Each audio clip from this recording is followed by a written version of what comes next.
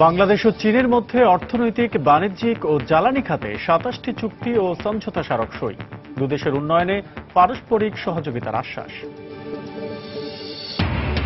ত্রিবার্ষিক জাতীয় সম্মেলনে নির্ভরযোগ্য রাজনৈতিক দল হিসেবে নিজেদের অবস্থান তুলে ধরতে চায় আওয়ামী লীগ। আগামীতে নেতৃত্ব দিতে আনা হবে নতুনদের। বিনা পয়সায় লিবিয়ায় পাঠানোর নাম করে মানব পাচার করছে একটি চক্র। ব্যবহার হচ্ছে জাল ভিসা, আটকে রেখে আদায় করছে মুক্তিপণ। ভৌগোলিক অবস্থান ও স্থানীয়দের দরিদ্রতার সুযোগ নিয়ে সিরাজগঞ্জে শক্তিশালী হচ্ছে জঙ্গিরা। সম্পৃক্ত হচ্ছে নারীরাও, আতঙ্কিত স্থানীয় বাসিন্দারা। এবং শেরপুরে বেড়েই চলেছে বন্য হাতির তাণ্ডব। গত এক বছরে মারা গেছেন ২৫ জন। প্রাণ ভয়ে এরই মধ্যে এলাকা ছেড়েছে ৫,০০০ পরিবার।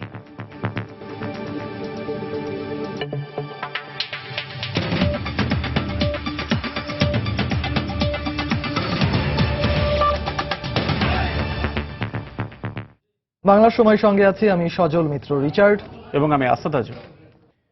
চীনের রাষ্ট্রপতি শি জিনপিং এর দুদিনের সফরের প্রথম দিনে ২৭ সমঝোতা চুক্তি স্বাক্ষরিত হয়েছে। এতে সন্ত্রাস দমন, ব্যবসা বাণিজ্য ও দুদেশের জনকল্যাণে প্রাধান্য দিয়েই চুক্তি ও সমঝোতা স্বাক্ষর করা হয়েছে বলে জানিয়েছে দুদেশের রাষ্ট্রপ্রধান। চীনের রাষ্ট্রপতির এই সফর ও দুই রাষ্ট্রপ্রধানের আলোচনা ফলপ্রসূ বলে সংক্ষিপ্ত বক্তব্যে জানান তারা।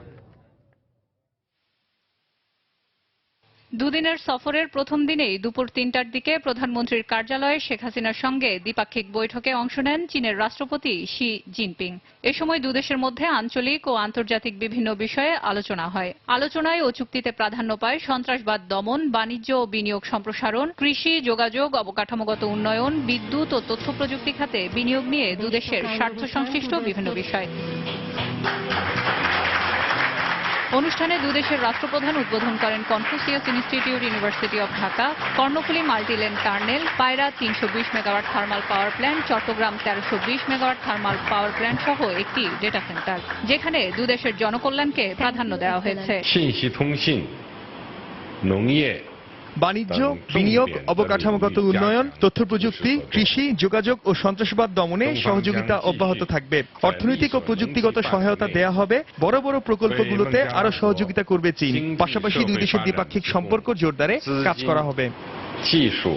উদ্বোধন শেষে সংক্ষিপ্ত বক্তব্যে দুই দেশের রাষ্ট্রপ্রধান এই সফরকে ফলপ্রসূ বলে উল্লেখ করেন। I had very fruitful discussions with President Xi on bilateral, regional and international issues of our common interest. We have reiterated our commitment to support the One China policy.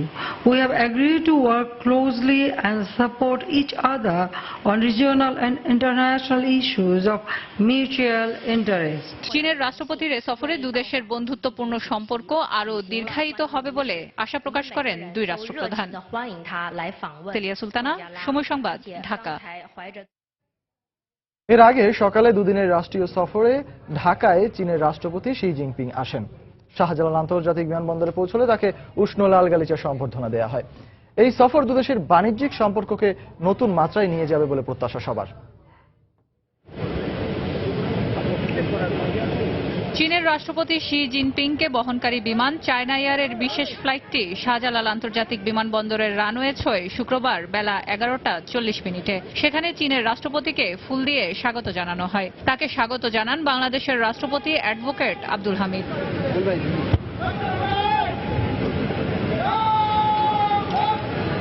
দীর্ঘ ৩০ বছর পর দ্বিতীয়বারের মতো এটাই চীনের কোন রাষ্ট্রপতির ঢাকা সফর, আর তাই নতুন করে সব আয়োজন। আগে থেকে লাল গালিচা আর গার্ড অব অনার দেওয়ার জন্য প্রস্তুত করা হয় মঞ্চ। বাংলাদেশের রাষ্ট্রপতির সঙ্গে এক মঞ্চে দাঁড়িয়ে গার্ড অব অনার গ্রহণ করেন চীনের রাষ্ট্রপতি শি জিনপিং। বেজে ওঠে দুই দেশের জাতীয় সঙ্গীত।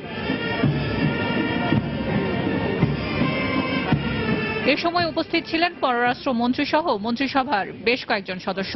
গার্ড অব অনার অনুষ্ঠান শেষে তাদের সঙ্গেও কুশল বিনিময় করেন তিনি। চীনের রাষ্ট্রপতির এই সফরে দুদেশের বাণিজ্যিক ও বিনিয়োগ সহ বিভিন্ন বিষয়ে নতুন সম্ভাবনার দ্বার উন্মোচিত হবে বলে আশা প্রকাশ করা হচ্ছে। তেলিয়া সুলতানা, সময় সংবাদ, ঢাকা। বিএনপি চেয়ারপারসন বেগম খালেদা জিয়ার সঙ্গে বৈঠক করেছেন চীনের রাষ্ট্রপতি শি জিনপিং। বিকেলে রাজধানীর হোটেল লা মেরিডিয়ানে এই বৈঠক হয়। এতে বিএনপির মহাসচিব মির্জা ফখরুল ইসলাম আলমগীর, খন্দকার মোশাররফ হোসেন সহ দলটির কেন্দ্রীয় নেতারা উপস্থিত ছিলেন। বৈঠকে দুদেশের স্বার্থ সংশ্লিষ্ট বিভিন্ন বিষয় নিয়ে আলোচনা হয়। এ সময় দেশের বর্তমান রাজনৈতিক পরিস্থিতি বিএনপির পক্ষ থেকে চীনের প্রেসিডেন্টকে অবহিত করা হয়।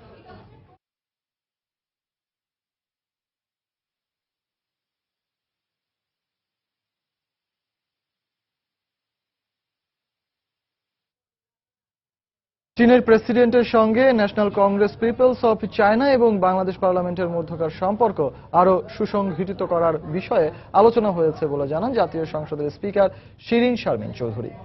বিকেলে রাজধানীর লা মেরিডিয়ান হোটেলে চীনের প্রেসিডেন্টের সাথে সাক্ষাৎ শেষে একথা বলেন তিনি। আমাদের সংসদ সদস্যদের যাতে আরো আমরা এক্সচেঞ্জ ভিজিটে চায়না যাবার সুযোগ ঘটে এবং ওনাদের ন্যাশনাল পিপলস কংগ্রেসের যারা মেম্বার্স তারাও যাতে বাংলাদেশ সংসদ ভিজিট করেন এবং এই দ্বিপাক্ষিক এই এক্সচেঞ্জের মাধ্যমে দুই দেশের পলিটিক্যাল যে সিস্টেমগুলো সেগুলোর ব্যাপারে জানা এবং লেজিসলেটিভ বডির বিষয়গুলো জানা এবং পার্লামেন্টারি ফ্রেন্ডশিপ গ্রুপ করে আমরা সেই এক্সচেঞ্জকে আরো কিভাবে ফ্যাসিলিটেট করতে পারি এই বিষয়গুলোই মূলত আলোচিত হয়েছে। বৃহৎ জনসংখ্যার দেশ চীন হতে পারে বাংলাদেশি পণ্যের অন্যতম বাজার। সেক্ষেত্রে পণ্যের বহুমুখীকরণ আর উৎপাদন খরচ কমানোর দিকে নজর দিতে হবে বাংলাদেশকে, এমনটাই মত দুদেশের ব্যবসায়ীদের। তবে অর্থনীতিবিদরা বলছেন, চীনের মতো বাজারে প্রবেশ করতে হলে দেশটির চাহিদা এবং কম খরচে পণ্য উৎপাদনের দিকে এগোতে হবে বাংলাদেশকে।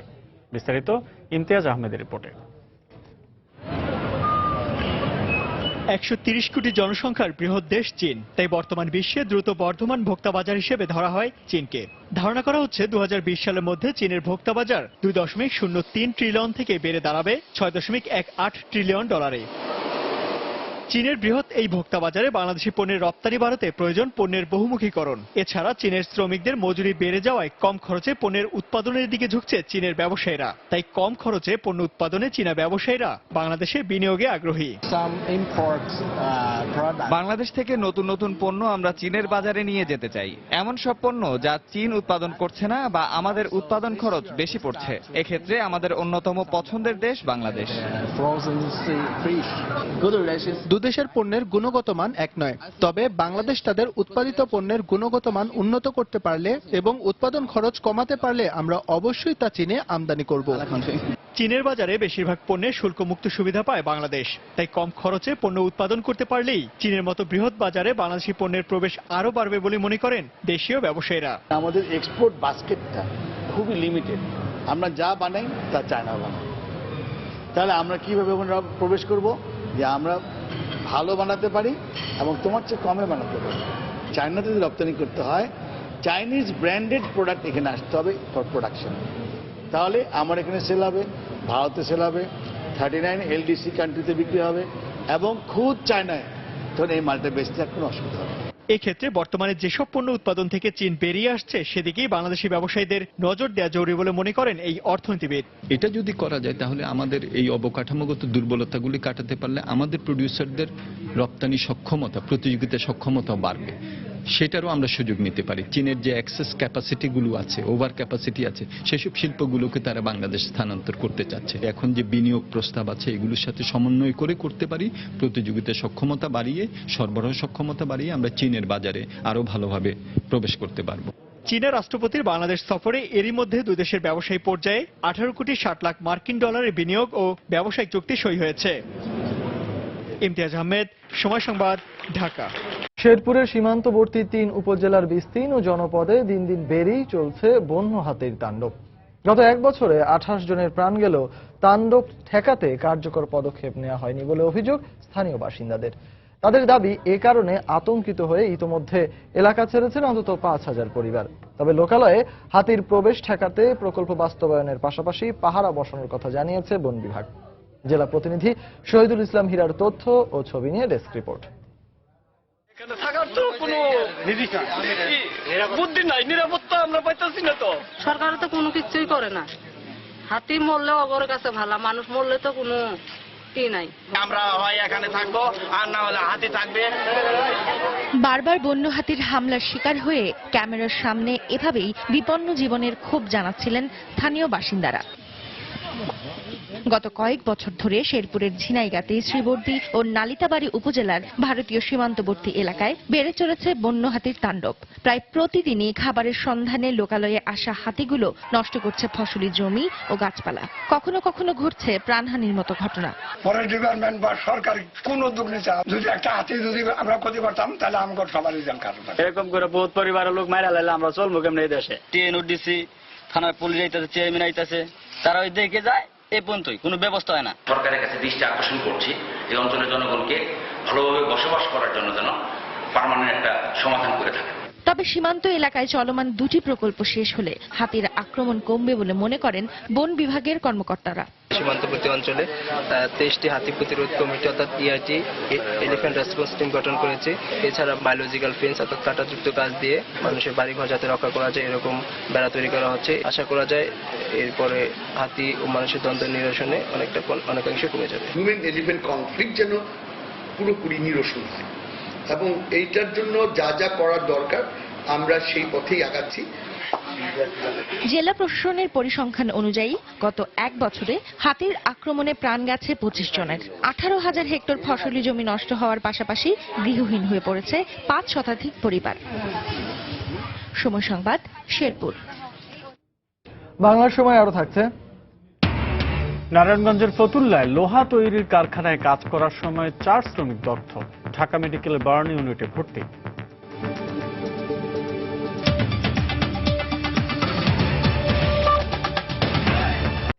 একেবারে বিনা পয়সায় লিবিয়ায় পাঠানোর নাম করে ভিন্ন পন্থায় মানব পাচার করছে সংঘবদ্ধ একটি চক্র।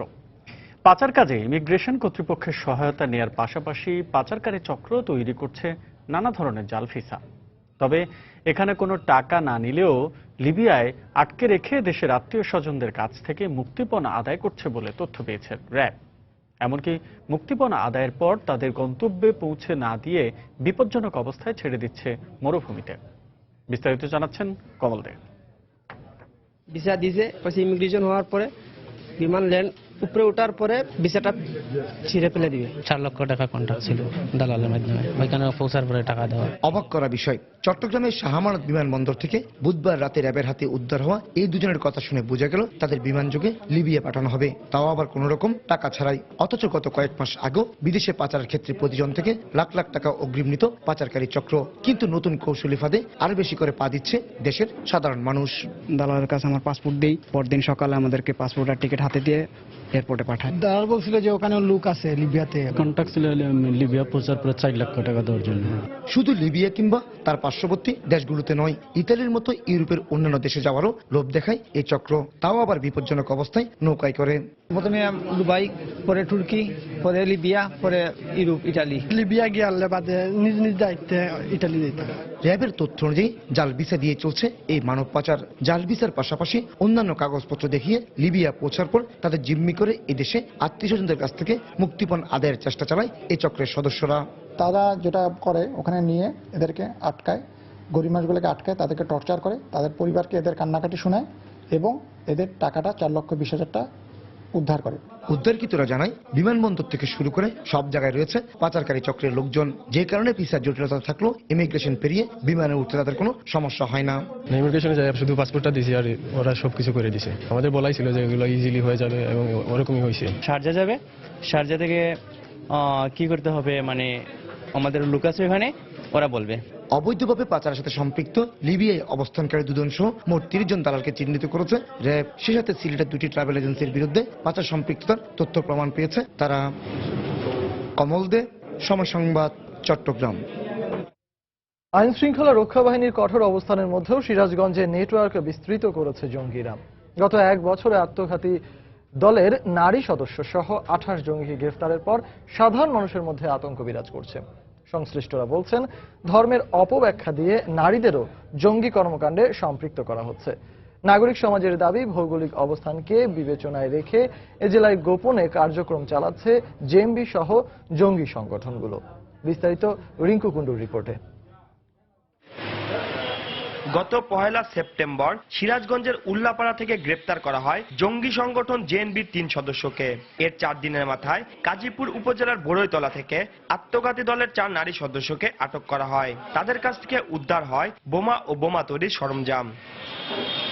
এরপর 20 সেপ্টেম্বর সলঙ্গা থেকে বোমা তৈরি সরঞ্জাম, জিহাদি বই ও বিস্ফোরক দ্রব্য সহ জেএনবি জেলা শাখার সহায়ক সহ 4 জনকে আটক করে ডিবি। 4 অক্টোবর হাতিকুমরুল থেকে গ্রেপ্তার হয় 3 সহোদর।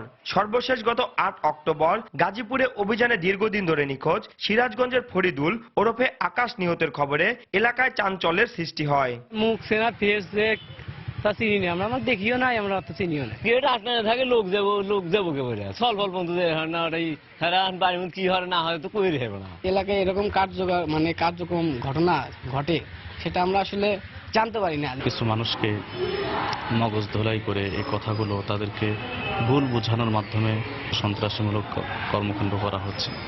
আসলে এ থেকে সকলকেই বিরত থাকা দরকার। আর নাগরিক সমাজের নেতারা বলছেন পুলিশের নজরদারি এড়িয়ে সিরাজগঞ্জকে নিরাপদ ভেবে নেটওয়ার্ক বিস্তৃত করছে জঙ্গিরা। সিরাজগঞ্জ থেকে বাংলাদেশের সমস্ত অঞ্চলের সঙ্গেই এখানে যোগাযোগ ব্যবস্থা আছে। আরেকটি বিষয় হলো নদী ভাঙনের কারণে সিরাজগঞ্জ একটা দারিদ্র পীড়িত অঞ্চল, সেই জন্য এখানে মানুষকে সহজেই অর্থ অথবা অন্য কিছু লোভ দেখিয়ে আকৃষ্ট করা যায় যে কোনো কাজের জন্য। তবে জঙ্গি দমনে প্রশাসনিক পদক্ষেপের পাশাপাশি সামাজিক সচেতনতা বৃদ্ধির কাজ চলছে বলে জানান জেলার পুলিশ সুপার। জঙ্গি বিরোধী যে কার্যক্রম আমাদের চলছে এবং সাধারণ মানুষ যেভাবে স্বতঃস্ফূর্তভাবে এই ব্যাপারে সচেতন হয়েছে, তা আমরা এইটুকু আশ্বস্ত করতে পারি যে সিরাজগঞ্জ জেলাতে কোনো জঙ্গি কোনো কালো থাবা হয়তো পড়বে না। জেলা পুলিশের তথ্য মতে গত 1 বছরে জেলার বিভিন্ন এলাকা থেকে আটক 28 জঙ্গি সদস্যের মধ্যে 8 জন নারী। রিঙ্কু কুন্ডু, সময় সংবাদ, সিরাজগঞ্জ। নারায়ণগঞ্জের ফতুল্লার আলীগঞ্জে একটি লোহা তৈরির কারখানায় কাজ করার সময় দগ্ধ হয়েছেন 4 শ্রমিক। তাদের মধ্যে একজনের অবস্থা আশঙ্কাজনক। আহতরা সবাই ঢাকা মেডিকেলের বার্ন ইউনিটে চিকিৎসাধীন রয়েছেন। ফতুল্লা থানা পুলিশ ও আহতদের স্বজনরা জানান সকালে নিউ ঢাকা মোল্ডিং লিমিটেড নামের ওই কারখানায় লোহা গলানোর কাজ করছিলেন শ্রমিকরা। এ সময় আগুনের ফুলকিতে দগ্ধ হন তারা। এরপর তাদেরকে ঢাকা মেডিকেলের বার্ন ইউনিটে নিয়ে আসা হয়। আহতদের মধ্যে ফজলুল হকের শরীরের 32% এবং নয়নের 12% পড়ে গেছে। এছাড়া আব্দুল খালেক ও মনির হোসেনের শরীরের 6% পড়েছে। তাদেরকে প্রাথমিক চিকিৎসা দেওয়া হয়েছে।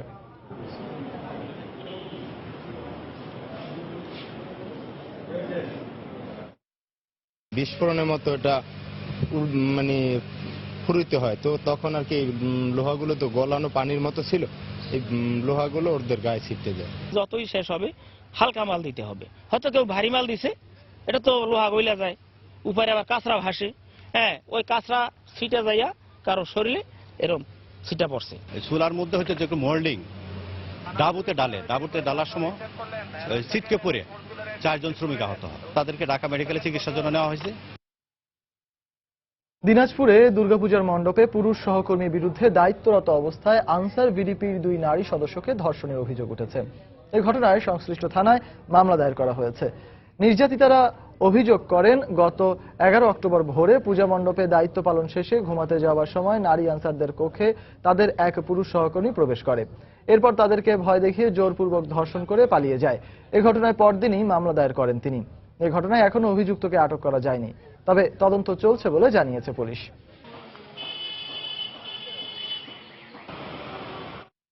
বাংলা সময় আরো থাকছে।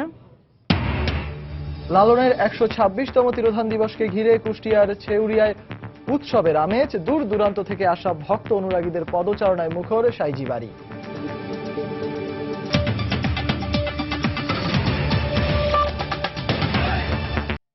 খাগড়াছড়িতে ধান কাটতে ব্যস্ত সময় পার করছেন আদিবাসী জুম চাষিরা। ফলন ভালো হওয়ায় লাভের আশা করছেন তারা।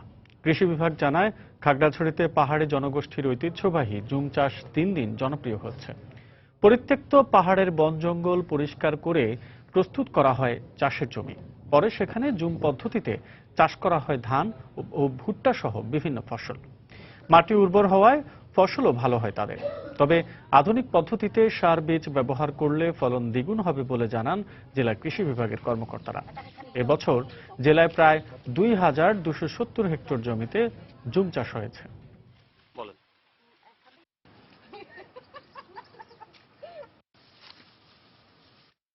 ভালো হচ্ছে যে আপনার যে বৃষ্টি মোটামুটি আছে, তারপরে পোকামাকড় কম ছিল, এই জন্য আর কি। এবছর ফসল এনে ভালো, বৃষ্টি ঘন ঘন তো এলে ফসল খুব সুন্দর। তারা জুম চাষ করে, এদের তো কোনো মানে সার তার প্রয়োগ করা হয় না। আর এখন বর্তমানে এই যে 3 বছর যাবত আমরা এখানে চাষ করতেছি, একই জায়গাতে 3 বছরে আমরা কাজ করতেছি, সার দিতেছি, দেখা গেল যে ধান কোনো খারাপ হয় না। জমির মধ্যে কোনো প্রকার সার ব্যবহারের প্রচলন খুব একটা এই অঞ্চলে ছিল না, তবে এখানে যদি সুষম সার ব্যবহার করা যায় তাহলে ধানের ফলনের পাশাপাশি জমির যে অন্যান্য ফসল, তিল, মারপা, ভুট্টা, বরবটি, বেগুন, এই ফসলগুলোর ফলন সেই সঙ্গে বৃদ্ধি পায়। দেশের বিশ্ববিদ্যালয়গুলোতে উচ্চশিক্ষার মান নিয়ে প্রশ্ন দীর্ঘদিনের। এক্ষেত্রে পর্যাপ্ত লোকবলের অভাবে সঠিকভাবে নিয়ন্ত্রণ করতে পারছে না বিশ্ববিদ্যালয় মঞ্জুরি কমিশন। এই অবস্থায় উচ্চশিক্ষার গুণগত মান বৃদ্ধি ও পরিমাপে অ্যাক্রিডিটেশন কাউন্সিল সময় উপযোগী পদক্ষেপ বলে মনে করেন শিক্ষামন্ত্রী। সিলেটে সময় সংবাদকে দেয়া সাক্ষাৎকারে মন্ত্রী বলেন, অ্যাক্রিডিটেশন কাউন্সিল না থাকায় এতদিন বিশ্ব র্যাঙ্কিংয়েও স্থান পায়নি বাংলাদেশের কোনো বিশ্ববিদ্যালয়। আব্দুল আহাদের রিপোর্ট।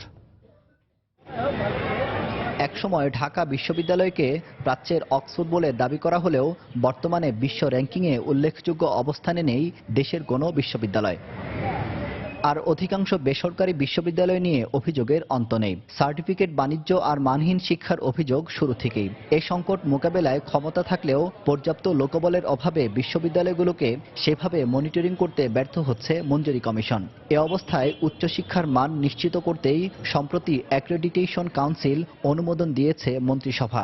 2010 সালে যে বেসরকারি বিশ্ববিদ্যালয় আইন করি, সেই আইনের মধ্যেও ওইটা ছিল। প্রথম চিন্তা ছিল আমাদের যে বেসরকারি করব, পরে দেখা যায় যে সবার জন্য সমন্বয় করতে হবে। উচ্চশিক্ষা বা বিশ্ববিদ্যালয়ের শিক্ষাকে উন্নত করা এবং মনিটর করা, সেই সঙ্গে এটাকে গাইডেন্স দেওয়া, যাতে করে এটার মান উন্নত হইতে পারে এবং কোথায় ঘাটতি হচ্ছে না হচ্ছে এটুকু ধরিয়ে দেওয়া, এবং মান বাড়ানোর জন্য একটা মান উন্নয়ন জন্য বিভিন্ন ধরনের প্রচেষ্টা, উদ্যোগ সেগুলো গ্রহণ করা। শিক্ষামন্ত্রী জানালেন, উচ্চশিক্ষার মান নিশ্চিতে কাজ করবে এই কাউন্সিল, পাশাপাশি আন্তঃবিশ্ববিদ্যালয়ের মানও পরিমাপ করবে। এটা করার ফলে হবে এই যে আমরা এখন জানতে পারবো যে কোন বিশ্ববিদ্যালয় সে মানসম্মত, অথবা কার মান বেশি কার মান কম। আমরা তখন অ্যাপারেন্টলি দেখতেছি ওইটা ভালো ওইটা মন্দ। সব দেশের একটা পরিমাপ হয়, আমাদের নাম নাই। কেন নাই? এটা আমি প্রথম জানলাম বিদেশে জিজ্ঞেস করে, যে আমাদের নাই কেন। তোমরাই তো মাপ পড়াতে, আমরা কোথেকে মাপবো? আমরা কি প্রত্যেক ইউনিভার্সিটি গিয়ে মাপতে পারবো? তাও সাবজেক্ট ওয়াইজ মাপতে পারবো, যার জন্য আমরা এটা করবার চেষ্টা করলাম। মানে না তাহলে রিপোর্ট দিবে, আমরা তখন যে আইন আছে, যে আইনে বিশ্ববিদ্যালয় তৈরি হয়েছে কিংবা যে আইনে ইউনিভার্সিটি চলে, তার আইনে যেখানে যেটা প্রয়োজন সব প্রয়োগ করা হবে। মন্ত্রিসভায় অনুমোদিত খসড়া আইন অনুযায়ী 4 জন পূর্ণকালীন ও 8 জন খণ্ডকালীন সদস্য এবং 1 জন চেয়ারম্যান নিয়ে গঠন করা হবে অ্যাক্রেডিটেশন কাউন্সিল। এক্ষেত্রে সদস্য ও চেয়ারম্যানকে কমপক্ষে 10 বছরের অধ্যাপক হিসেবে দায়িত্ব পালন সহ সরকারি বিশ্ববিদ্যালয়ে 25 বছরের শিক্ষকতার অভিজ্ঞতাও থাকতে হবে। আব্দুল আহাদ, সময় সংবাদ, সিলেট। লালমনিরহাটে ধরলা নদীর ভাঙনে বিলীন হয়ে গেছে 2 গ্রামের শতাধিক ঘরবাড়ি। ভাঙন রোধে স্থায়ী বাঁধ নির্মাণের দাবি জানিয়েছেন স্থানীয়রা। পানি উন্নয়ন বোর্ড জানায়, বর্ষা মৌসুমের শেষ দিকে ধরলা নদীর ভাঙনের মুখে পড়ে সদর উপজেলার কুলাঘাট ইউনিয়নের শিবিরকুঠি ও বনপাড়া গ্রাম। এতে বিলীন হয়ে গেছে শতাধিক পরিবার। ঘরবাড়ি, রাস্তাঘাট ও ফসলি জমি হারিয়ে নিঃস্ব হয়ে পড়েছেন তারা। মাথা গোজার শেষ আশ্রয়টুকু হারিয়ে বাঁধের উপর আশ্রয় নিয়েছে ভাঙন কবলিতরা। দেখা দিয়েছে তীব্র খাবার সংকট। এই অবস্থায় ভাঙন রোধে জরুরি ভিত্তিতে ব্যবস্থা নেওয়ার দাবি জানিয়েছে এলাকাবাসী। ভোলায় নিষেধাজ্ঞা অমান্য করে মা ইলিশ ধরার অপরাধে 2 দফায় 18 জেলেকে আটক করেছে কোস্টগার্ড। এ সময় 12,000 মিটার জাল এবং 25 কেজি ইলিশ জব্দ করা হয়। কোস্টগার্ড জানায়, সকালে সদর উপজেলার মেঘনা নদীতে মাছ ধরার সময় হাতে নাতে 10 জনকে আটক করা হয়। এদের মধ্যে এক শিশুকে মুচলেকা দিয়ে ছেড়ে দেওয়া হয়। বাকি 9 জনের মধ্যে 4 জনকে 1 বছর এবং 3 জনকে 18 দিন করে কারাদণ্ড দেওয়া হয়। এছাড়া আরও 2 জেলেকে 5,000 টাকা জরিমানা করা হয়। বিকেলে আলাদা অভিযান চালিয়ে আরও 8 জনকে গ্রেফতার করা হয়।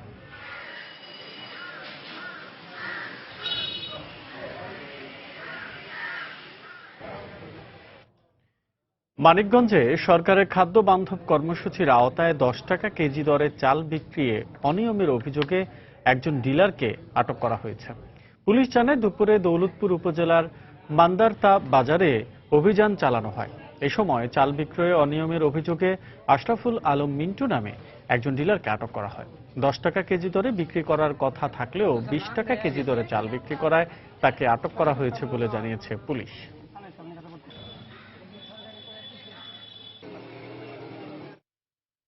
গাজীপুরে নিখোঁজের 7 দিন পর মনিরুজ্জামান নামে এক ব্যবসায়ীর লাশ উদ্ধার করা হয়েছে। এই ঘটনায় জড়িত সন্দেহে 3 জনকে গ্রেফতার করেছে পুলিশ।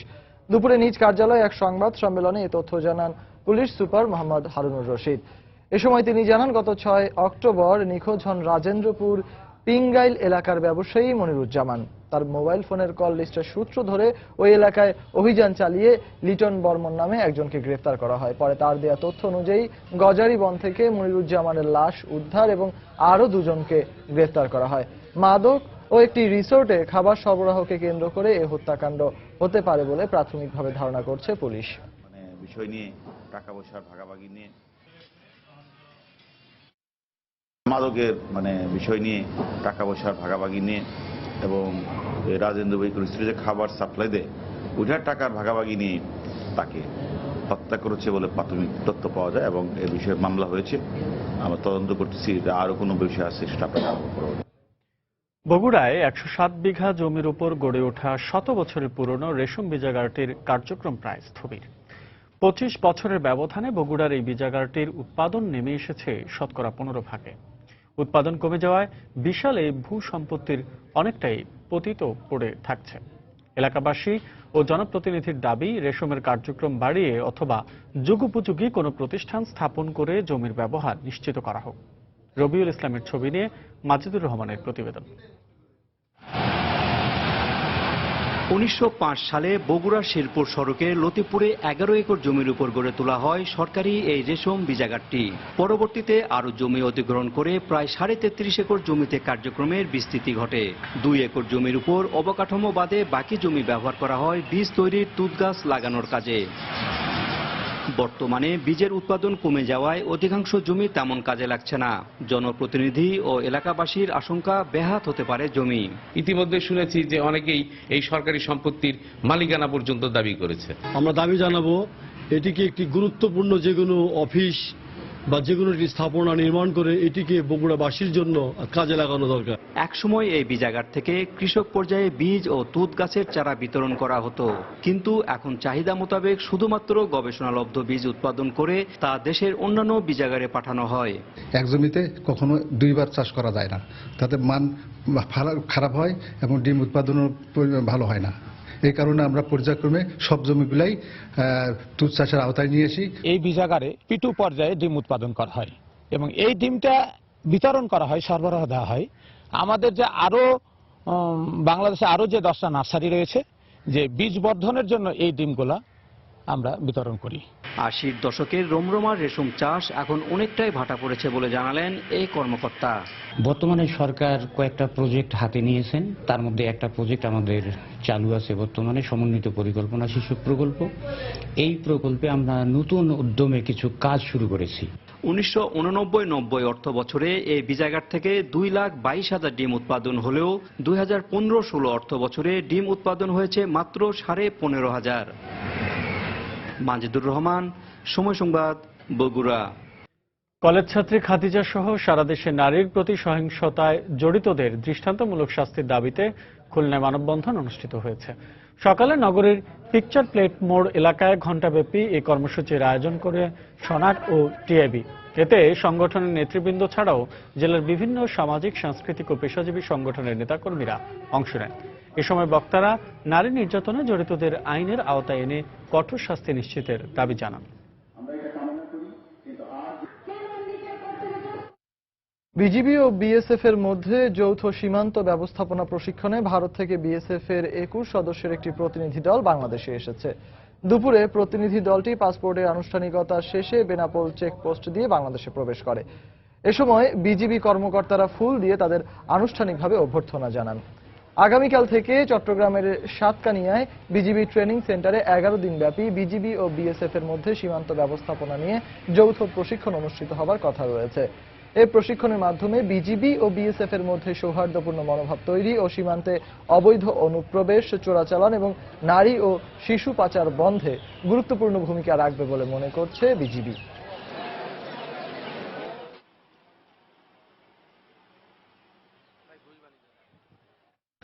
সুস্থ যদি থাকতে চান প্রতিদিন ডিম খান, এই স্লোগানকে সামনে রেখে দেশের বিভিন্ন স্থানে বিশ্ব ডিম দিবস পালিত হয়েছে। সকালে খুলনা নগরের পাওয়ার হাউস মোড় এলাকা থেকে একটি বর্ণাঢ্য শোভাযাত্রা বের করে প্রাণী সম্পদ অধিদপ্তর বিপিআইসিসিআই র্যালিটি শহরের প্রধান প্রধান সড়ক প্রদক্ষিণ করে প্রেস ক্লাবে গিয়ে শেষ হয়। পরে সেখানে অনুষ্ঠিত আলোচনা সভায় ডিমের স্বাস্থ্যগুণ নিয়ে আলোচনা করা হয়।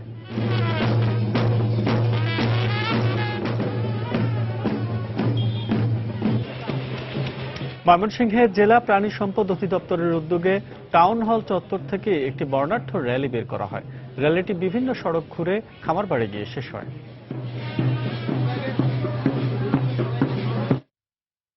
ফকির লালন শাহের ১২৬তম তিরোধান দিবসকে সামনে রেখে কুষ্টিয়ার ছেউরিয়ায় বইছে উৎসবের আমেজ।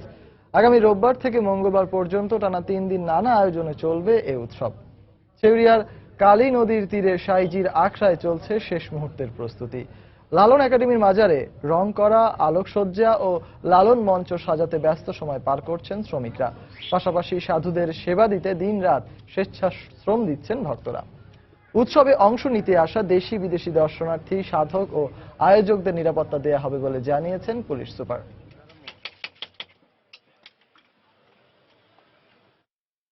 মাজার টাজার ঘাস পাতার নোংরা পরিষ্কার করা লাগে, এই কারণের জন্য আমরা এক সপ্তাহ আগে আসি মাজারে। রাত দিন পরিশ্রম করতেছে এই যে মাজারে গান সেভাবে যদি ভালোভাবে যদি হয়। সাইজির গানের ব্যাপক রিয়াছিল চর্চা করছি। লালন ভক্তরা যাতে সুস্থ নিরাপদে যেন এখানে এসে তাদের আত্মা শুদ্ধি তারা করতে পারেন, এই জন্য আমরা সার্বিক নিরাপত্তার ব্যবস্থা আমরা করেছি।